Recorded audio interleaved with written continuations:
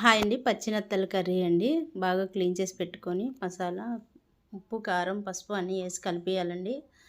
ఈ మసాలా కూడా ముద్ద చేసి పెట్టుకోవాలండి పక్కన. పెట్టేసి ఇందులో అన్నీ ఏసి కలిపిన తర్వాత ఇవి పక్కన పెట్టేసి ఇప్పుడు బాగా కలపాలండి. కారం గటా కలిపేసి పక్కన పెట్టేశాక అప్పుడు కళాయి పెట్టుకొని ఆయిల్ ఏసుకొని పచ్చిమిర్చి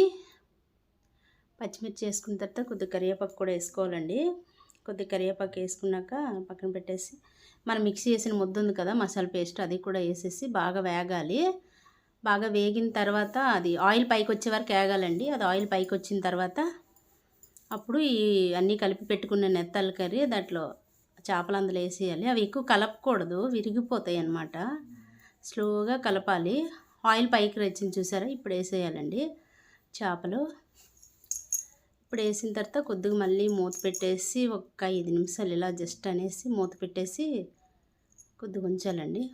మూత పెట్టేసిన తర్వాత కొద్దిగా ఆయిల్ పైకి వచ్చే వరకు మళ్ళీ ఉడకాలి. ఉడికిన తర్వాత ఇంకా ఇప్పుడు మళ్ళీ మూత తీసి చూసి జస్ట్ అలా కలపాలి, లేకపోతే విరిగిపోతాయి. చిన్నవి కదా చేపలు, అది కొద్దిగా వాటర్ వేయాలి, ఎక్కువ వేయకూడదు. జస్ట్ కొద్దిగా ఉడికిన తర్వాత ఆఫ్ చేసేయాలండి. జస్ట్ ఉడకాలి, ఎక్కువ ఉడకకూడదు.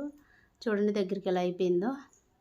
ఇప్పుడు కొద్దిగా అలా కదపాలి. ఎక్కువ కలిపామనుకో గరిటెతో, చేపలు చిన్నవి కదా ఇరిగిపోతాయి అన్నమాట.